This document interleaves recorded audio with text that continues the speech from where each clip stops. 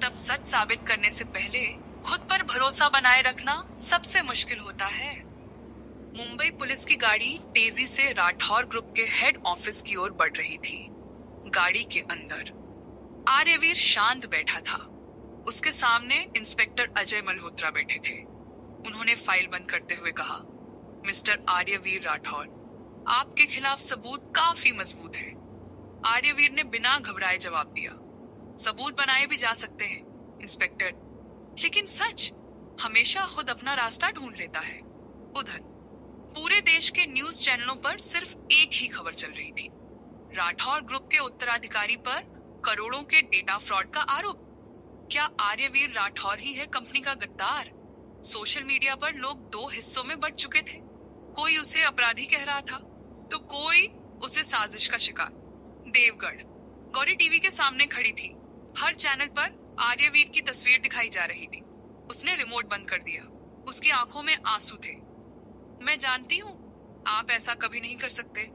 राम प्रसाद ने उसके कंधे पर हाथ रखा। अगर तुम्हें उस पर भरोसा है तो उसके साथ खड़ी रहो। गौरी ने उसी पल फैसला कर लिया, मैं मुंबई जाऊंगी। तभी राम प्रसाद का फोन बजा। स्क्रीन पर लिखा था, सावित्री राठौर। उन्होंने कॉल उठाई। दूसरी तरफ से सावित्री देवी की भारी आवाज आई, राम प्रसाद जी, हालात हमारी सोच से भी ज्यादा बिगड़ चुके हैं। मीडिया आर्यवीर के साथ साथ गौरी का नाम भी उछालना शुरू कर चुकी है। राम प्रसाद चुप रहे। सावित्री देवी ने आगे कहा, हमने सोचा था शादी कुछ समय बाद करेंगे, लेकिन अब वक्त हमारे हाथ में नहीं है। अगर गौरी आर्यवीर के साथ खड़ी होगी तो उसे उसका अधिकार भी मिलना चाहिए। राम प्रसाद ने गौरी की तरफ देखा। गौरी सब सुन चुकी थी। उसने बिना झिझक कहा, अगर आर्यवीर जी तैयार हों तो मुझे कोई आपत्ति नहीं। अगले दिन देवगढ़ का प्राचीन शिव मंदिर। मंदिर को सफेद और लाल फूलों से सजाया गया था। कोई शोर नहीं, कोई मीडिया नहीं, सिर्फ दोनों परिवार, कुछ करीबी लोग और भगवान शिव के सामने जलता अखंड दीप। मुंबई पुलिस की विशेष अनुमति पर आर्यवीर को कुछ घंटों के लिए पुलिस सुरक्षा में मंदिर लाया गया। चारों ओर सुरक्षा थी, लेकिन उसके हाथों में हथकड़ी नहीं थी। जैसे ही उसने मंदिर में कदम रखा, उसकी नजर गौरी पर पड़ी। लाल बनारसी साड़ी, हल्का घूंघट और आंखों में अटूट विश्वास। दोनों कुछ पल तक बस एक दूसरे को देखते रहे। आर्यवीर धीरे धीरे उसके सामने आया। मुझे अफसोस है, मैंने कभी नहीं सोचा कि तुम्हारी शादी ऐसे हालात में होगी। गौरी हल्का सा मुस्कुराई। हालात कैसे हैं ये मायने नहीं रखता, मायने ये रखता है कि हम साथ हैं। आर्यवीर की आंखें भर आईं। पंडित जी ने विवाह की रस्में शुरू की। दोनों ने एक दूसरे को वरमाला पहनाई। मंत्रों की गूंज पूरे मंदिर में फैल गई। 7 फेरों के दौरान आर्यवीर ने हर फेरे पर मन ही मन एक वादा किया। पहला, हमेशा सम्मान दूंगा। दूसरा, हर मुश्किल में साथ खड़ा रहूंगा। तीसरा, तुम्हारे सपनों को अपने सपनों से पहले रखूंगा। गौरी भी हर फेरे के साथ मुस्कुरा रही थी, मानो उसे किसी बात का डर ही ना हो। फेरे पूरे होने के बाद आर्यवीर ने कांपते हाथों से गौरी की मांग में सिंदूर भरा, फिर उसके गले में मंगलसूत्र पहनाया। पंडित जी मुस्कुराए, आज से आप दोनों पति पत्नी हैं। मंदिर तालियों और शंखनाद से गूंज उठा। सावित्री देवी की आंखों से आंसू बह निकले। राम प्रसाद ने भगवान शिव के सामने हाथ जोड़ दिए। आर्यवीर ने गौरी की तरफ देखा। मैं वादा करता हूँ, आज भले ही मेरे ऊपर आरोप लगे हों, लेकिन एक दिन मैं तुम्हारा सिर गर्व से ऊंचा करूंगा। गौरी ने उसका हाथ थाम लिया। मुझे आपके वादे पर नहीं, आप पर भरोसा है। उसी समय पुलिस अधिकारी आगे आए। मिस्टर आर्यवीर, हमें निकलना होगा। आर्यवीर ने आखिरी बार गौरी की तरफ देखा, फिर धीरे से कहा, अपना ख्याल रखना। गौरी मुस्कुराई, अब अपना नहीं, हमारा। आर्यवीर हल्का सा मुस्कुराया और पुलिस के साथ वापस चला गया। गौरी उसे दूर तक जाते हुए देखती रही। आज उनका रिश्ता सिर्फ 7 फेरों से नहीं, भरोसे से बन चुका था। मुंबई पुलिस मुख्यालय, पूछताछ का कमरा। इंस्पेक्टर अजय मल्होत्रा कुछ देर तक आर्यवीर को देखते रहे, फिर बोले, अगर तुम सच कह रहे हो तो किसी ने बहुत सोच समझकर तुम्हें फंसाया है। आर्यवीर शांत स्वर में बोला, और वही इंसान ब्लैक टाइगर है। बस फर्क इतना है, अभी तक उसके खिलाफ मेरे पास कोई सबूत नहीं। इंस्पेक्टर ने गहरी सांस ली। मैं तुम्हें अभी छोड़ नहीं सकता, लेकिन मैं इस केस को दोबारा देखूंगा। उधर नई दुल्हन बनी गौरी पहली बार मुंबई पहुंची। माथे पर सिंदूर, गले में मंगलसूत्र और आंखों में अपने पति के लिए अटूट विश्वास। टैक्सी सीधे राठौर ग्रुप के हेड ऑफिस के सामने रुकी।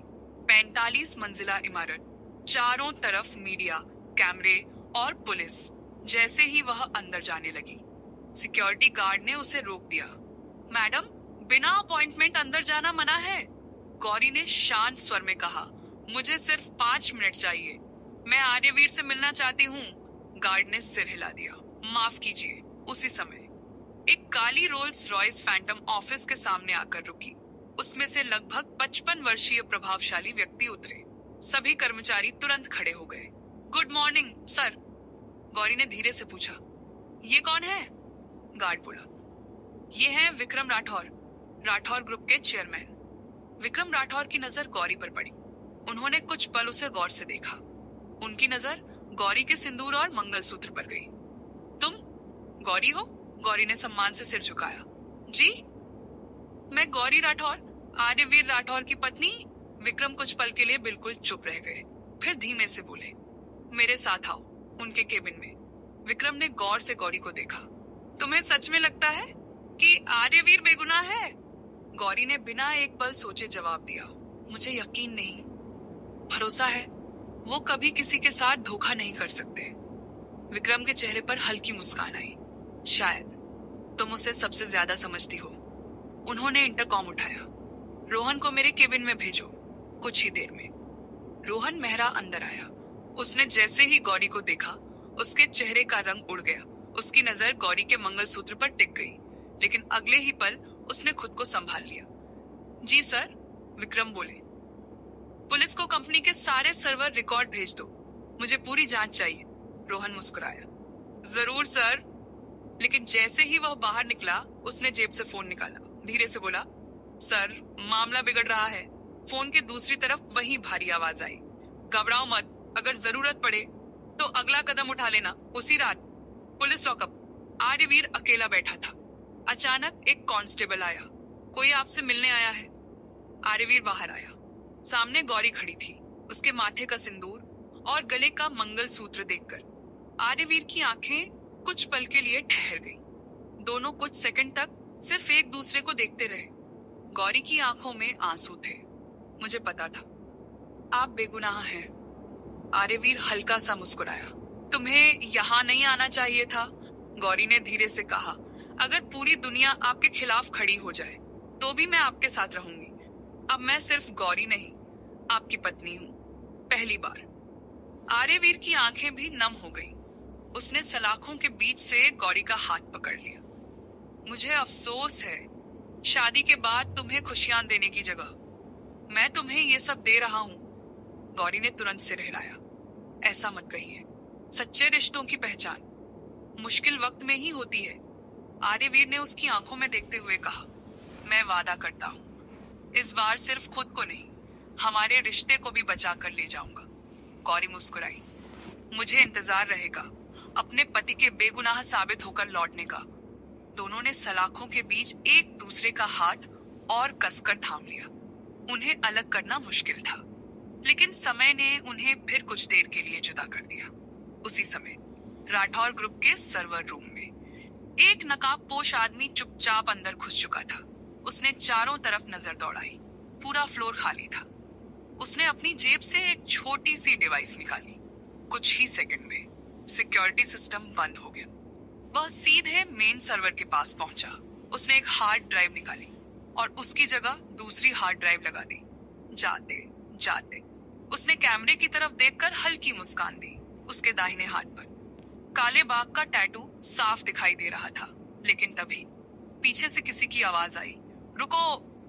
नकाबपोश पलटा। सामने करण खड़ा था। दोनों की नजरें मिली और अगले ही पल ढाए पूरे सर्वर रूम में गोली चलने की आवाज गूंज उठी। कुछ सेकंड तक चारों तरफ सन्नाटा छा गया।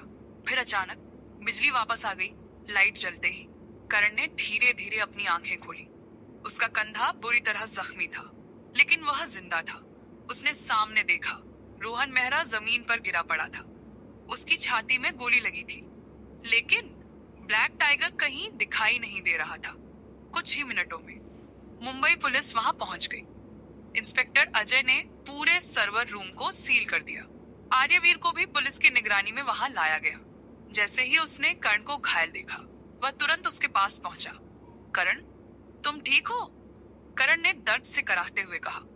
सर, मैं उसका चेहरा नहीं देख पाया, लेकिन उसकी आवाज, वो ब्लैक टाइगर ही था। आर्यवीर की मुट्ठियां भींच गई। इंस्पेक्टर अजय ने रोहन की जेब की तलाशी ली। एक छोटा सा पेन ड्राइव मिला। उसे तुरंत लैपटॉप में लगाया गया। स्क्रीन पर सिर्फ एक ही फोल्डर दिखाई दिया, बीडी कॉन्फिडेंशियल।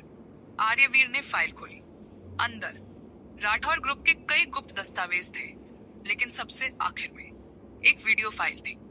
वीडियो चलाया गया। स्क्रीन पर रोहन दिखाई दिया। वह घबराया हुआ था। उसने कैमरे की तरफ देखकर कहा, अगर तुम लोग ये वीडियो देख रहे हो तो शायद मैं जिंदा नहीं हूं। मैंने ब्लैक टाइगर के कहने पर कंपनी का डेटा चुराया, लेकिन मैंने उसका चेहरा कभी नहीं देखा। हर बार वो मास्क पहनकर आता था, लेकिन एक बात मुझे हमेशा याद रहेगी। उसकी गर्दन के पीछे त्रिशूल के आकार का एक पुराना निशान है। वीडियो अचानक बंद हो गया। इंस्पेक्टर अजय ने गहरी सांस ली। पहले काले बाघ का टैटू, अब गर्दन पर त्रिशूल का निशान। हम उसके और करीब पहुंच रहे हैं। आर्यवीर ने तुरंत कहा, नहीं इंस्पेक्टर, वो चाहता है कि हम उसके पीछे भागते रहें। असल खेल कहीं और चल रहा है। उसी समय राठौर ग्रुप के बोर्ड ऑफ डायरेक्टर्स की इमरजेंसी मीटिंग चल रही थी। विक्रम राठौर ने गंभीर स्वर में कहा, कंपनी की प्रतिष्ठा सबसे पहले आती है जब तक जांच पूरी नहीं होती। आज से आर्यवीर को कंपनी के सभी अधिकारों से हटाया जाता है। कुछ डायरेक्टर्स ने विरोध किया, लेकिन माहौल पूरी तरह उनके खिलाफ था। इतने में मीटिंग हॉल का दरवाजा खुला। सभी की नजरें उधर मुड़ गईं। आर्यवीर अंदर आया। उसके साथ इंस्पेक्टर अजय भी थे। पूरा हॉल खामोश हो गया।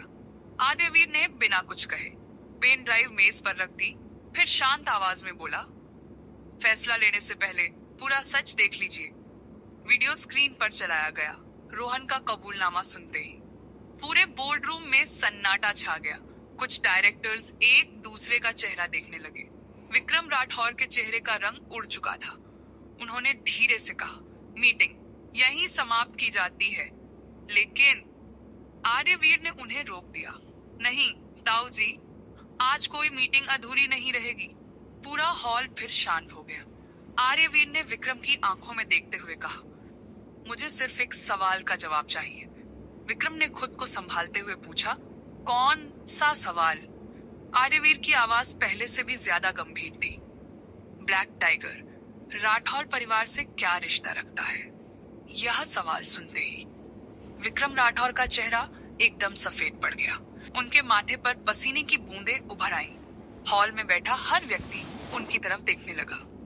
गौरी, जो मीटिंग के पीछे खड़ी थी, उसने पहली बार महसूस किया कि विक्रम कुछ बहुत बड़ा सच छिपा रहे हैं। कुछ राज इतने पुराने होते हैं कि उन्हें छिपाने के लिए पूरी जिंदगी कम पड़ जाती है। आर्यवीर का सवाल। पूरा बोर्डरूम गूंज उठा। ब्लैक टाइगर राठौर परिवार से क्या रिश्ता रखता है? विक्रम राठौर कुछ पल तक बिल्कुल खामोश खड़े रहे। उनकी आंखों में घबराहट साफ दिखाई दे रही थी। सभी डायरेक्टर्स उनकी तरफ देखने लगे। आखिरकार विक्रम ने गहरी सांस ली। आर्यवीर, अभी इस सवाल का जवाब देने का समय नहीं है। आर्यवीर की आवाज पहले से भी ज्यादा सख्त हो गई। समय निकल चुका है ताऊ जी। आज अगर सच नहीं बताया गया तो कल बहुत देर हो जाएगी। इंस्पेक्टर अजय भी ध्यान से सब देख रहे थे।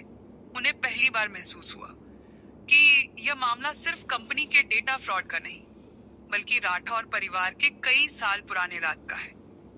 विक्रम ने धीरे से कुर्सी पर बैठते हुए कहा, करीब 25 साल पहले राठौर परिवार ने एक बहुत बड़ी गलती की थी। पूरा हॉल शांत हो गया। गौरी की धड़कनें तेज हो गईं। आर्यवीर बिना पलक झपकाए अपने ताऊ जी को देख रहा था, लेकिन इतना कहते ही विक्रम अचानक चुप हो गए। उन्होंने सिर झुका लिया। मैं अभी इससे ज्यादा कुछ नहीं कह सकता। आर्यवीर गुस्से में आगे बढ़ा। क्यों नहीं कह सकते? किसे बचा रहे हैं आप? विक्रम ने उसकी तरफ देखा। उनकी आंखों में दर्द था। मैं किसी को बचा नहीं रहा, मैं पूरे परिवार को टूटने से बचा रहा हूं। उसी समय इंस्पेक्टर अजय का फोन बजा। उन्होंने कॉल रिसीव की। कुछ सेकंड बाद उनके चेहरे के भाव बदल गए। क्या? अभी पहुंच रहा हूं। फोन रखते ही उन्होंने कहा, राठौर मेंशन में किसी ने घुसने की कोशिश की है। सिक्योरिटी गार्ड घायल है। आर्यवीर चौंक गया। दादी। वह बिना एक पल गंवाए बाहर की ओर दौड़ पड़ा। गौरी भी उसके पीछे भागी। राठौर मेंशन। पूरा बंगला पुलिस से घिर चुका था। एम्बुलेंस बाहर खड़ी थी। मुख्य गेट पर खून के निशान थे। घायल सिक्योरिटी गार्ड को स्ट्रेचर पर ले जाया जा रहा था। आर्यवीर भागते हुए अंदर पहुंचा। दादी सावित्री देवी बिल्कुल सुरक्षित थी। उन्होंने आर्यवीर को देखते ही उसे गले लगा लिया। बेटा, हम सब ठीक हैं। आर्यवीर ने राहत की सांस ली। इंस्पेक्टर अजय ने कहा, हमलावर अंदर नहीं पहुंच पाया, लेकिन वो अपने पीछे कुछ छोड़ गया है। उन्होंने एक छोटा सा काला डिब्बा मेज पर रखा। आर्यवीर ने धीरे से उसे खोला। अंदर एक पुरानी चांदी की चेन थी। उसमें राठौर परिवार का प्रतीक चिन्ह बना हुआ था और उसके साथ एक कागज रखा था। आर्यवीर ने वह कागज खोला। उस पर सिर्फ एक लाइन लिखी थी, जो मेरा था, उसे वापस लेने आ रहा हूं। नीचे काले रंग से बना हुआ एक बाघ का निशान। उसी समय शहर के बाहर एक सुनसान गोदाम में ब्लैक टाइगर टीवी पर यह सब देख रहा था। उसने धीरे धीरे दीवार पर टंगी एक पुरानी फैमिली फोटो की तरफ देखा। फोटो में राठौर परिवार के सभी सदस्य मुस्कुरा रहे थे। उनके साथ लगभग 10 साल का एक अनाथ लड़का भी खड़ा था, लेकिन उस लड़के के चेहरे पर लाल रंग का एक बड़ा एक्स बना हुआ था।